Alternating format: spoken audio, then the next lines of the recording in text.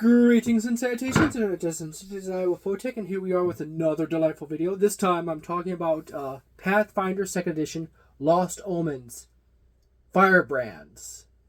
This is the newest book from Paizo Publishing. It MSRPs for $39.99. It is not a terribly thick book. It sits at about 126 pages, not counting the OGL page and the advertisement in the back. This book covers a faction known as the Firebrands that is based around the Mwangian Expanse and the Inner Sea region, which seems to be just the general core area in which Paizo focuses most of their adventures on, is that general region of the world, which is the Mediterranean equivalent in the modern world, in the human world, in our world. Turn that. Less glare. My other light is generating glare from above. I just hand model hold. So here we go with the beginning. This is a 4K video, so you could actually easily see everything in this. You get the nice blue page, you get the muted art or its cover page, you get the table of contents. They do a little bit of subversion here with the goblin and the owl.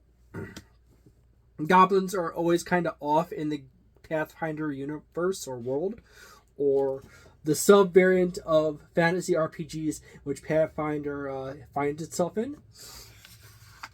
Please note that my personal thought on subversion of tropes and expectations is that a trope or cliche is generally something that's there because it is a easily identifiable pattern that occurs over and over, or an image that people can easily set in their mind and launch off of. Now, fantasy TTRPGs are basically a gigantic trope cliche in themselves, all wrapped up. Because Dungeons and Dragons, the original TSR Dungeons and Dragons established the whole structure, the core structure of what people think of as a fantasy RPG. So essentially, if you're playing a fantasy RPG, if your main system is a fantasy RPG, you're basically playing a collection of tropes and cliches. But it is important to know that is not a bad thing, because tropes and cliches can actually be a good thing. It's easier for people to understand immediately what is going on without a whole lot of explanation, and they can immediately launch off of that point and build on top of that and subvert a bit here and there. Subversion is one of those things that a pinch here and a pinch there, all awesome. If you throw it repeatedly on, it diminishes. Law of diminishing returns kicks in really bad with subversion, because if you do it too many times, your subversion becomes unsubversion, and you undermine conceptually the basis of the genre entirely. And at that point, people no longer have a standard. And once they no longer have a standard in your game or movie or book or blah, blah, blah, blah, blah, blah, they have no interest at all. They don't give a crap whatsoever about your book or whatever your thing is. And it dies. And you could kind of see this happen with, say, like Star Wars or other things that people have gotten into and started trying to subvert things too much. You eventually end up with the subversions undermining the foundation. And once you undermine the foundation, it's completely meaningless to even consume that media anymore. As for usual with Paizo, they have delightful artwork in everything they do. At each beginning of every chapter, there is a double-page, full-spread piece of artwork. And then, immediately, another small piece of artwork. This is basically the basic overview of what the book is about right here. And setting up how to use the book. This section is the history of the Firebrands. Their start, little side column, denoting by years, important events in the Firebrand history, as well as major events right here in the pages themselves.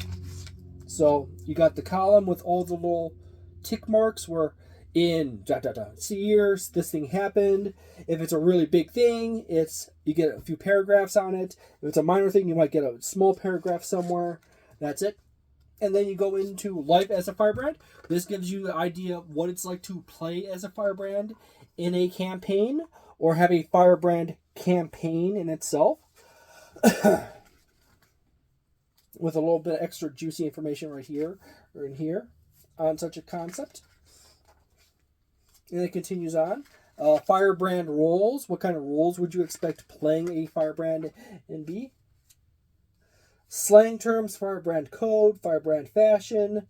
There is this weird thing in a lot of modern TTRPGs where characters sort of have this over-the-top art, lingerie, clothing styles that's extremely overexpressive, that screams, "I am incredibly rich, mug me," you know? This is kind of what happens when artists kind of grow up on anime and lose the concept of economy and eloquence and all sorts of matters. They just start throwing stuff on top of characters. This is very common with artists who are teenagers or such and such. As artists tend to get older, they learn the concept that sometimes reducing amount of objects on your character and having a singular object on them or something else actually makes the character more iconic and interesting instead of less iconic and interesting. So that's a bit of art advice from me to you. I practically have an associate's degree in art, in fine art, painting, sculpture, stuff like that. So you kind of, it's all nice and dandy, but it does wear on itself. You got the various factions. There's major factions in relationship to the Firebrands. And then there's minor factions. You got the Fire's Finest, Nightwave, Salt Breakers, Silver Ravens, and other groups, which are the minor groups. And I'm gonna back up. You got basic overview, a little bit of history, not overview, but in-world dialogue right here. You got members, relationships, and missions for that group. You got a little bit of membership information right here, and important allies to that group. I had like a brain fart for a moment there. And there's, as I said before, some of the minor groups.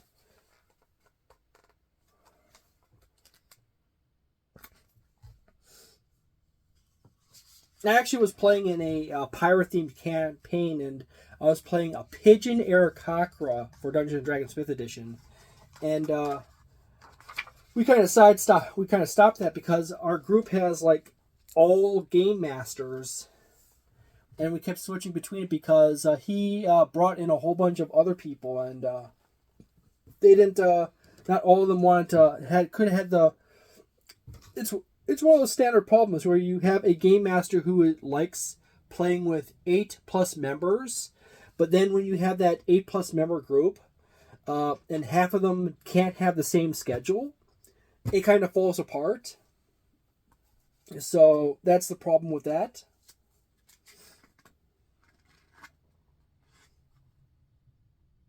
Mithril Chef, Pure Water Home, Underthrows, Snake Biters, etc. This is the notable figures section. Important spider character. I forgot. It starts with an A, and I brain for it's one of those. It's one of those ancestries that, oh, it's in the Mwangi Expanse. It's the first one.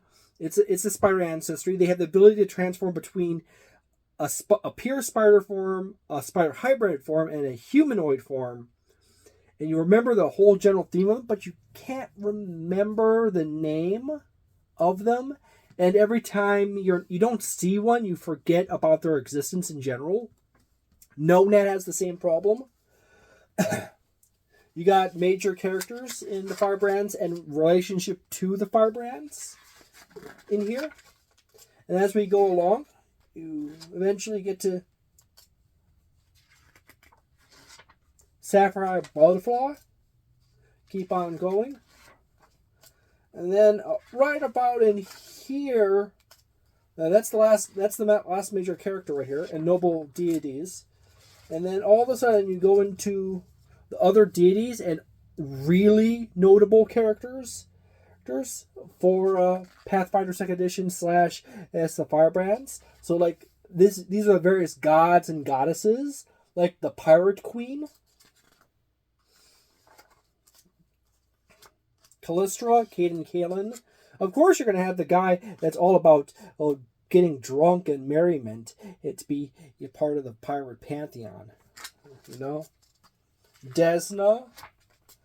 Just Jin Lee. You get Africa, and then you or Mwangi, and then you get it Tianjia edited because pirates were major around Africa and through up into Asia, but also in the Gulf Coast area. So you get some of those deities that are based is towards that end of the world.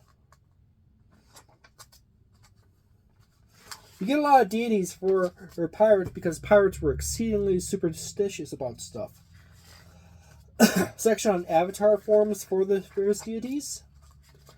Pantheons, dividing all the deities that you just saw prior and mentioning a few others and dividing them up into little pantheons. And they have a chapter on character options. I'm going to show the full art again. Chapter 3, character Firebrand options. First and foremost, right at the beginning, it gives you a little introduction. You got basically a set of backgrounds. You got common backgrounds and rare backgrounds. An important reminder about rare backgrounds for game masters or anyone who is new to Pathfinder 2nd Edition. Whenever a item, spell, feat, ancestry, or feat has the word uncommon or rare on it, that is your indicator that you want to pay attention to that thing, because it has potential to create slight imbalances in your games. Personally, for me, I don't give a crap about that. If someone wants to play a rare ancestry, rare background, have rare spells, I'm all for it. I want my players to break my games as hard as they possibly can. But anyways, in the case of uncommon backgrounds, those are the regular backgrounds are like they are mathematically worked into the system exactly. It outputs an exact amount of power that it easily scales those in the system's mechanics or mathematics. People love Pathfinder 2nd Edition because the system has very tight math and it's really easily predictable, and you can figure out exactly what's going to come out when you put X amount of monsters with X amount of levels up against X amount of characters with X amount of levels. You get this result, and it's pretty damn accurate all the time. The thing about rare and uncommon is uncommon has the potential to make things, it's slightly more powerful, it's slightly more complicating to some things if you have something that has an uncommon tag to it. It is not going to break the math horribly or create complicating situations in social interactions with a character, but it has some slight boost in power. If you have something that has rare actually does like, oh, okay, bam, you have to pay attention to that one, because rare is like in the core rule in the previous books. One of the rare backgrounds is princess or runaway royal or something like that. And any player any game master or dungeon master who has had someone who is a king, who wants to play a king in a campaign of a kingdom, or a queen or princess, or knows that there is logically some power behind that character in social order, and all of a sudden that player might say, I want to call my dad up and get an army here to help us with this issue. And that scares some game masters to shits. And for me, I don't give a crap. I just simply, army is mostly made of, in medieval worlds, like, medieval Europe or even Africa, most militaries were conscripts. And such. They were basically just people that the royalty pulled up out of like digging in fields or something and said, I'm giving you a spear and a shield and you're going to go fuck over this way. Oh, swear word. And then deal with this problem. It's your duty as a citizen to take care of it. Now, if you have large kingdoms or nations, then the royals or nobles will have specially trained full-time military on their forces. So if your characters are playing in a campaign that happens to have really they come from a very small kingdom, or they're a son of a noble, they don't have a lot of formal professional military. They have rent military kind of situation, and they get easily wrecked pretty easily there. So they're not going to be anywhere near the PC's power level. That's just the simple answer of it. The military, that small kingdom or a small small fiefdom or anything else like that, doesn't really have a whole lot of good people in their military. So back into the book here. You got backgrounds. You got to double check my time. Got a D&D game in quickly after this. Then you got Firebrand training section. This is basically, hey, you want to play a Firebrand. This is basically your feats for starting to play a Firebrand. This list all starts at level 2 and continues all the way up to level 8 for the basic feats. For the base Firebrand archetype, which is not really an archetype. It's actually just a, here you go, you toss this onto your character and boom, you're good kind of feat. So these are kind of all good here. And then you go into the other archetype territory. There is a list here of various archetypes that were in previous books.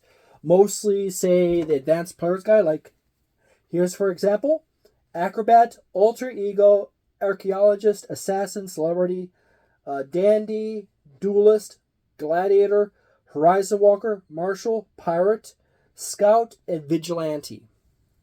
There is a short list of feats for those that are included in this that are now added to the list of acceptable feats for those archetypes to take. So you have a very nice range of feats here. You got Rebels Map, you got on the list, you got a lot of reaction feats. There's actually a lot of reaction feats, but there's also Tutu, which is a free action feat. Free actions are really rare in Pathfinder 2nd Edition. Typically, when you have something that is a free action, it's not super powerful unless it is a high-level free action, which then typically a high-level free action is usually taking what would have been normally an action prior and converting it into an instantaneous ability that, oh, you instantaneously do this extra action on top of when you perform an action, or so forth, so forth. Yeah, I did. So you got a whole new set of feats here. This one here, it was me all along, is a really neat one and for the vigilante and alter ego or anything else like that. You happen to go into new equipment. So in this book, you happen to get a whole bunch of new stuff for your Pathfinder 2nd Edition characters, like poison rings, armored cloak, etc., etc. Shield pistol. Shield pistol's cool. And then you got a whole bunch of new magic items. You got any length rope, which is, you got 3 different levels of any length rope, a 50-foot, a 75-foot, and a 100-foot one. You use a special magical command for this magical rope, and you declare that I want 5 feet of rope. And the rope subdivides itself into a 5-foot section, and you have whatever length was from original rope, you know. And then you could use that 5-foot of rope to tie up something, or you can keep on going in that route. It's a silk rope. It's a magical silk rope.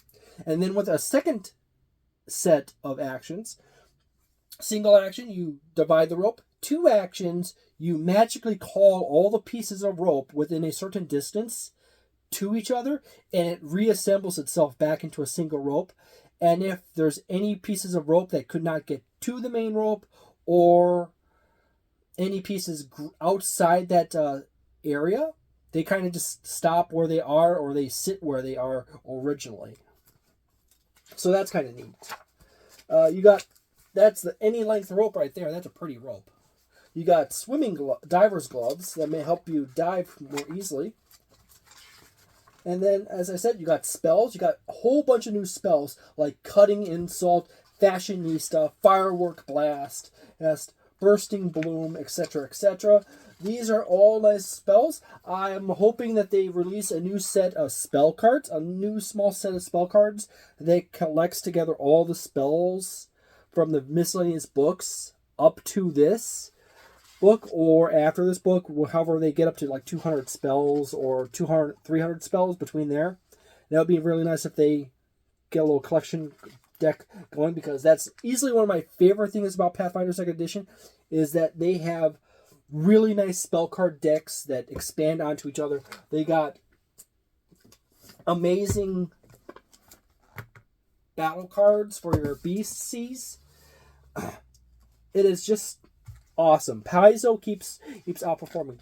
You got a section on services for your characters, explaining guiding, item caches, canary networks, smuggling, propaganda, safe houses. You got a table of services right here and how much they cost, and even by level too. You got a little section on Firebrand efforts. Yet again, I'm going to show you the full piece of art. You have a thing there. And that's also, as I said before, at the beginning of each chapter, you got a rather interesting situation. That looks like a dude in a dress. Yeah. Anyways, adaptability, overcoming structure, etc. You got various events and organizations related to events, and it goes into regions as well. So, like, eventually you get to here, which is the Mwangi Expanse, because after all, the pirates are about around this the inner sea, down the coast, most of the Mwangi, and they go all the way to Tianjia and here and there. So you end up with some stuff for the pirates around Mwangi, and then you get also stuff that's around Chiliax, and all the way out to, as I said, Tianjia. And you got the Shackles section right here, the Isles, etc. You get various references. Galt, Gepesh. Oh, you get an extra item right there. I personally do not care for them taking items and sticking them in other sections of the book. Whenever Paizo does that, it actually makes it a bigger reason to just say, I'm not going to bother with the book, I'm just going to use Archives of Nethys. Because when they start hiding stuff like that and through other things, it makes it a pain in the butt to use the book. other campaigns. So that's information. You got the glossary and index. And you got, as I said, glossary, index. Wizards of the Coast right now is doing the 1D&D, or the revised 5th edition thing. And their whole big thing is we got a glossary in our new rules glossary. And Paizo pretty much already been doing that. It's like Wizards of the Coast is just like, oh, that's like a good idea. Let's just do that. There's an advertisement. By the way, that's the OGL right there. At some point in the future, they will start removing the OGLs from the books, Paizo, and put their Orc license in. Funny enough, the Orc and OGL is actually completely pointless in this piece of paper. Because TTRPGs are this magical thing where it's all just a rules and procedure system. And the only thing that Paizo, Wizards of the Coast, or anything can do is they can copyright the lore of a world or factions or stuff like that. They can copyright or trademark names or major names, but mechanics they can't do anything about because the idea of leveling up is ubiquitous. Medieval campaigns are ubiquitous. You cannot copyright that. Rolling a d20 and adding a number is ubiquitous, and you cannot add that. Rolling 20-sided dice date back to the Egyptians. That's where Gary Gygax got that from. The Egyptians. So you can't really copyright like 95% of the stuff in TTRPGs, excluding lore, because depending on the TTRPG, if there's a lot of lore, that would lower that total percentage down. But anyways, there you go. So you could literally make a clone, exact mechanics clone of Pathfinder 2nd edition. You just switch around some terminology and you say like outsell Paizo massively. Like you compile, like you take like 30 or 40 concepts spread across like 20 books and you compile them into one book that's easy to read and flows from end to end. And Paizo is like, you're stealing our cheese. He's sort of like Indestructible Boy complaining about the dancer, Wizards of the Coast, including a dancer subclass as for the bard. Well, you can't really copyright that stuff. And also, Indestructible Boy, you did put the dancer and various other of your classes on the DM's Guild, and when you do that, you literally grant Wizards of the Coast complete and absolute ability to use any of your ideas is on the game DM's Guild. So it's kind of weird. So if you really want to own your own TTRPG, you have to focus heavily on building in a lot of lore and building the lore into your mechanics, which incidentally is the case with RuneQuest right here. But the problem with that when you do that is that most people don't like that because your mechanics are heavily tied to your lore, and they don't want to play a game system that has your lore dictating mechanics. So that's the problem with that. The thing that makes Pathfinder 2nd Edition as popular as it is, and Dungeons & Dragons 5th Edition as popular as it is it's fundamentally systems that you can effortlessly divorce from lore. And you can just put it into a world, build your own lore around it, and boom, you have your own thing. Because the spells are not very tied to lore, except for names and stuff like that, and so forth. So thank you very much for watching. Incidentally, this book for a player is probably around a 3.5 star book. For a game master, it is roughly in the same territory. It's between that 3.25 star and 3.75 star. $40 for this much is not as strong a deal as they used to be. Paizo's older books were a lot better deals as far as mechanics and lore versus price. Ever since Paizo unionized, the value of easily, the value per dollar you gain as a game master or a player for purchasing the book goes down. But it's still a good idea to purchase the book to support a company so you get more stuff from them. So there you go. Thank you very much for watching this video. I hope you have a delightful day, a nice night, a wonderful weekend, a magnificent month, and see you next time on the channel. Incidentally, there's the Paizo number right there. That's always handy to know. I like to organize my books extensively as possible, and I obsess about those things.